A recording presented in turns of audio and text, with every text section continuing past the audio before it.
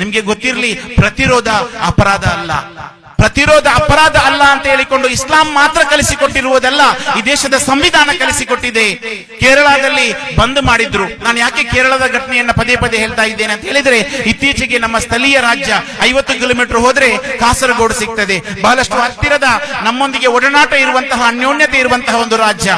ಆದ್ರಿಂದ ಕೇರಳದಲ್ಲಿ ಶಬರಿಮಲೆ ವಿಷಯದಲ್ಲಿ ಬಂದ್ಗೆ ಕರೆಯನ್ನು ಕೊಡಲಾಯಿತು. ಕೇರಳದ ಎಡಪ್ಪಾಲ್ ಎನ್ನುವಂತಹ ಪ್ರದೇಶದಲ್ಲಿ ಸುಮಾರು 50ರಷ್ಟು ಸಂಘ ಪರಿವಾರದವರು ಬೈಕ್ ಅನ್ನ ಹಿಡಿದುಕೊಂಡು ಬಂದ್ ಮಾಡ್ಲಿಕ್ಕೆ ಒಂದು ಮುಸ್ಲಿಂ ಮೊಹಲ್ಲಾಗಳಿಗೆ ನುಗ್ಗಿದ್ರು. ನಿಮ್ಗೆ ಗೊತ್ತಿರಲಿ, ಅಲ್ಲಿ ಮುಸ್ಲಿಮರ ಅಂಗಡಿಗಳನ್ನ ಲೂಟಿ ಮಾಡ್ಲಿಕ್ಕೆ ಪ್ರಾರಂಭಿಸಿದ್ರು. 100ರಷ್ಟು ಮುಸ್ಲಿಮರ ಯುವಕರು ಸೇರಿಕೊಂಡು ಅವರನ್ನು ಅಟ್ಟಾಡಿಸಿಕೊಂಡು ಓಡಿಸಿದ್ರು.